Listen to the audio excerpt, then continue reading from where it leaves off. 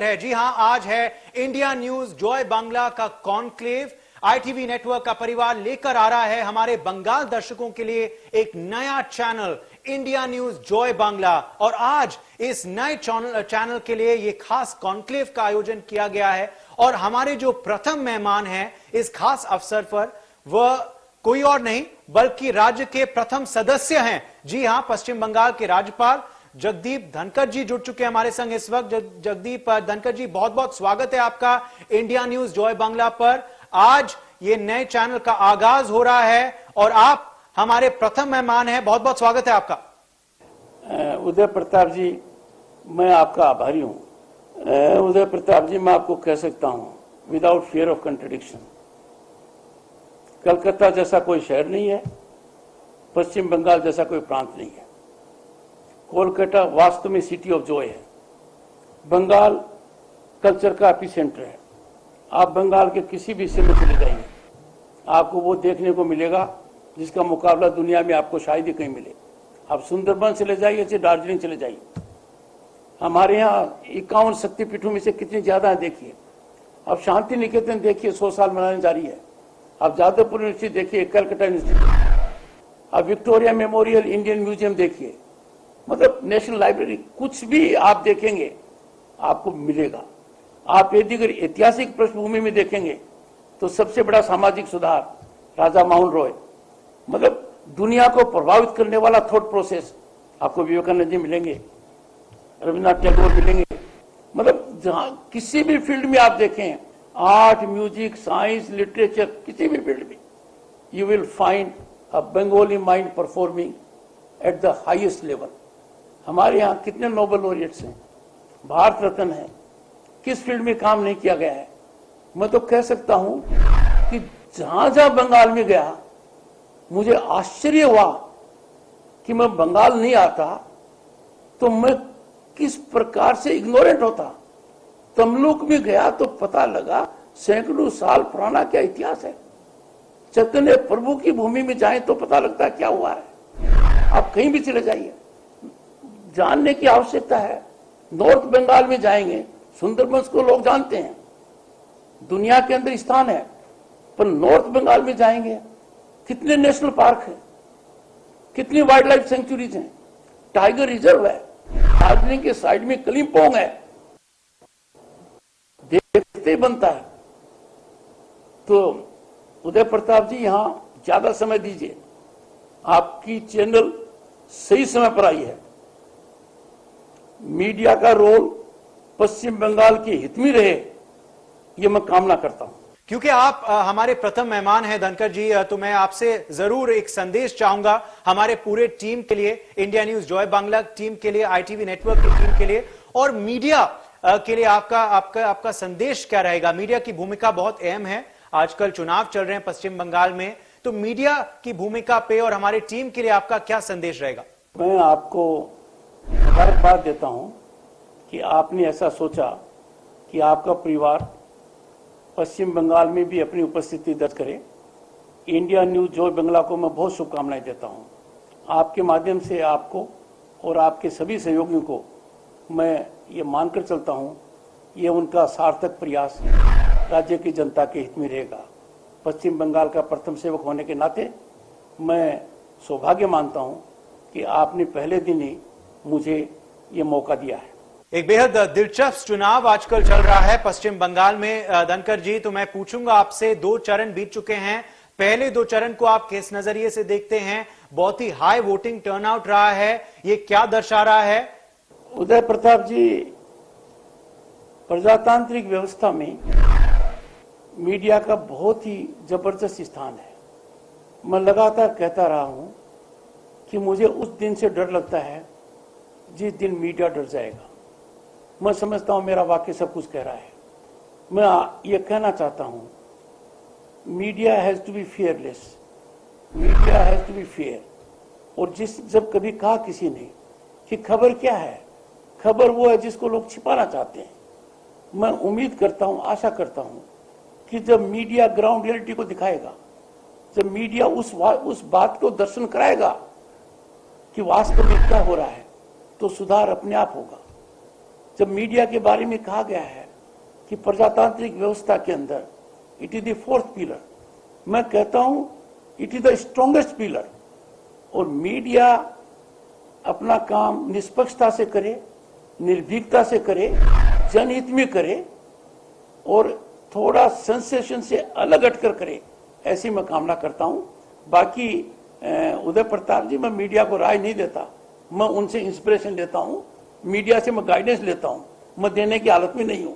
आप तो कह रहे हैं आप संतुष्ट है पहले 2 चरण के पोलिंग से, मगर मुख्यमंत्री ज्यादा संतुष्ट नजर नहीं आ रही हैं। पश्चिम बंगाल की मुख्यमंत्री उन्होंने शायद दूसरे चरण के बाद आपको फोन भी किया था, नंदीग्राम से फोन किया था पूरे मीडिया के सामने, क्या चर्चा हुई उस वक्त? देखिए, माननीय मुख्यमंत्री जी ने जो मुझे फोन किया उसके बारे में कोई जानकारी उन्होंने सार्वजनिक रूप से नहीं दी है और मैं भी सार्वजनिक रूप से जानकारी नहीं देता। पर इतना कह सकता हूं, जो मुख्यमंत्री जी ने मुझे कहा उसकी अनुपालना अक्षरशः हुई है, ऐसा वो भी जानती हैं, मैं भी जानता हूं।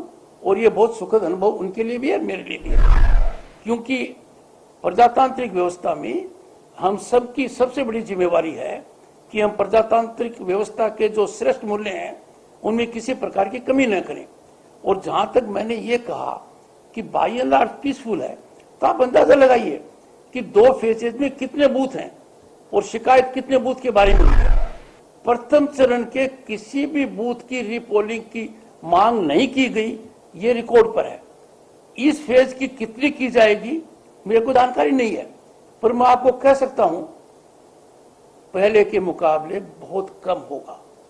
ये बहुत ही हाई टर्नआउट है और काफी लोग ये कह रहे हैं कि जब एक इनकम्बेंट सरकार के लिए बहुत हाई टर्नआउट आता है तो ये एंटी इनकम्बेंसी का सबूत होता है। हम देख रहे हैं कि बीजेपी के अध्यक्ष भी और गृह मंत्री ये दावा कर रहे हैं कि बदलाव का रुख जो है पश्चिम बंगाल में इस वक्त दौड़ रहा है।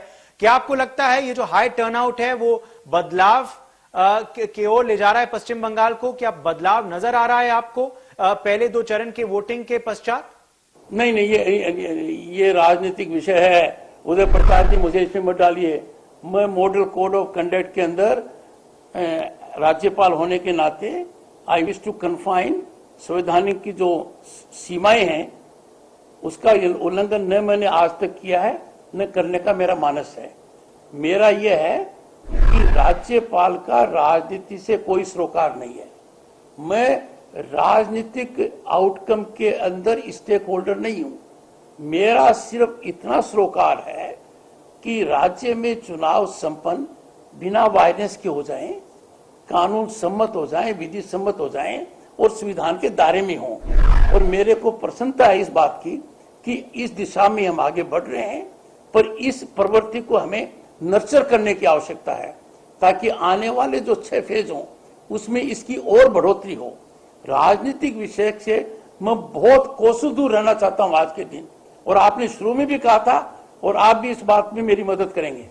मैं मानता हूं कि अभी इस वक्त मॉडल कोड ऑफ कंडक्ट जो है लागू है, तो आप ज्यादा राजनीतिक सवाल का जवाब नहीं दे सकते इस वक्त। हम उसके बारे में चर्चा नतीजों के बाद जरूर करेंगे, मगर एक सवाल मैं जरूर पश्चिम बंगाल की हिंसा पे पूछूंगा कि बहुत सुर्खियों में रहा है। पश्चिम बंगाल में पिछले कुछ हफ्तों, पिछले कुछ महीनों में इतनी हिंसा क्यों हुई है, और क्या आपको, क्योंकि आप राज्यपाल हैं इस राज्य के, दुख हुआ ये वाकयाओं को देखकर? देखिए, इस विषय पर उदय प्रताप जी मैं इतना ही कहूंगा, हम चुनावी प्रक्रिया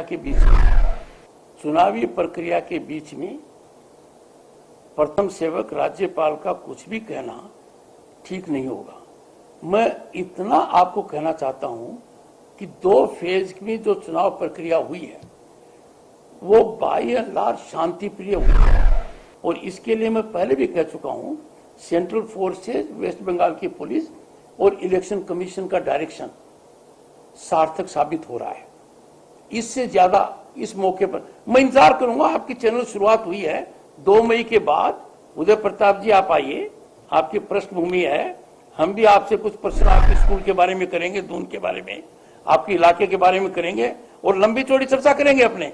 आज के दिन मैंने शुरू में कहा है, मैं संविधान के द्वारा निर्धारित लक्ष्मण रेखा पार नहीं करता, न मैंने की है।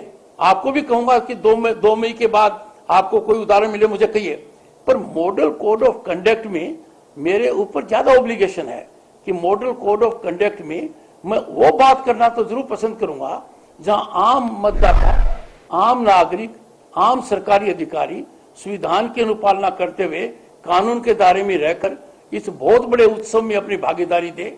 और आपके माध्यम से मैं उनको भी आह्वान करना चाहूंगा जो boys and girls first time voters हैं, वो भागीदारी दिखाएं। वो उनकी भागीदारी व्यवस्था के लिए अत्यंत महत्वपूर्ण है और मैं जानता हूं वो निश्चित रूप से दिखाएंगे। चलिए, आपके राज्यपाल बनने के पश्चात के बाद जो कार्यकाल रहा है उस पर मैं एक सवाल जरूर पूछूंगा। 2019 में आपने शपथ लिया था, तब से लेके अब तक आपकी जो जर्नी रही है स्टेट में वो कैसी रही है? आपका कार्यकाल अब तक कैसे बीता है? उदय प्रताप जी, देखिए, जब मैं राज्य का प्रथम सेवक बना 30 जुलाई 2019 को, तो मुझे यह सौभाग्य मिला कि देश की आजादी के बाद जन्मा हुआ पहला व्यक्ति राज्यपाल बना है। तो मैंने कुछ मामलों के अंदर अपने आप को गहराई और चिंतन से लगाया और मुझे 3 बातें बहुत आवश्यक नजर आई। पहली आवश्यक नजर आई कि पश्चिम बंगाल एक बहुत महत्वपूर्ण प्रांत है, पर चुनाव को लेकर हमारी छवि के अंदर सुधार की भारी आवश्यकता है।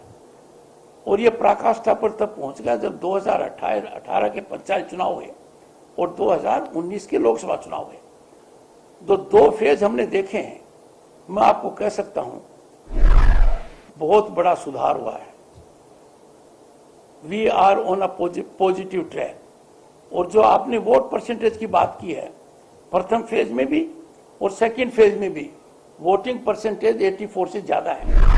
पर आप इसको सिर्फ वोटिंग परसेंटेज तक सीमित मत रखिए, आप इसके क्वालिटेटिव एंगल पर जाइए।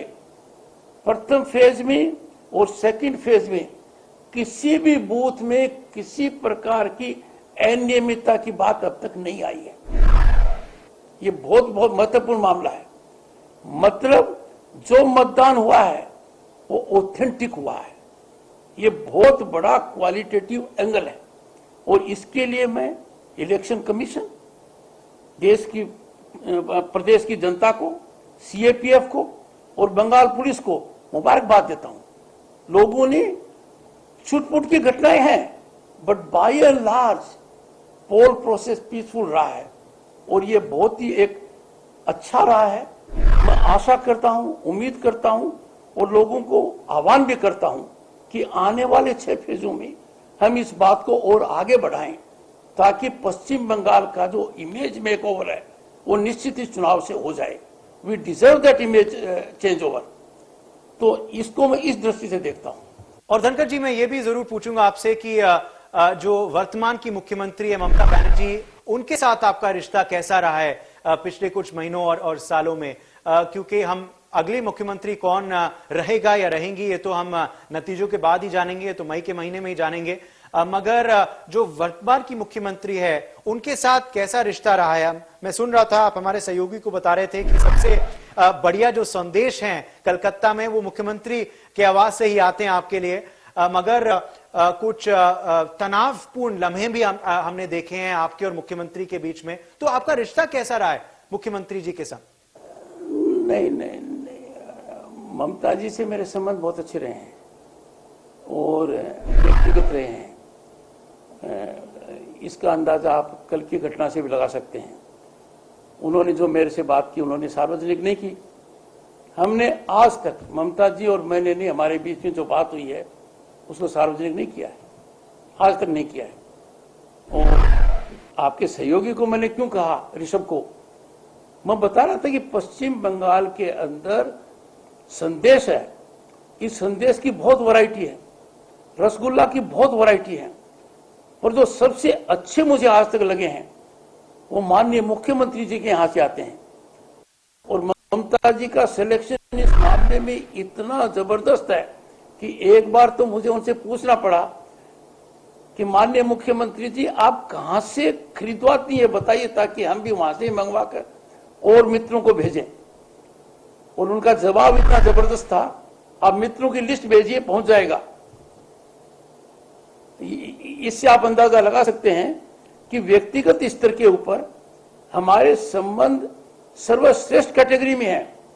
मुख्यमंत्री और राज्यपाल की हैसियत से मेरी शपथ का एक हिस्सा है, उनकी शपथ का दूसरा हिस्सा है। वो अपनी शपथ के अनुरूप काम करें, मैं मेरी शपथ के अनुरूप काम करूं, ये हमारे दोनों का दायित्व है।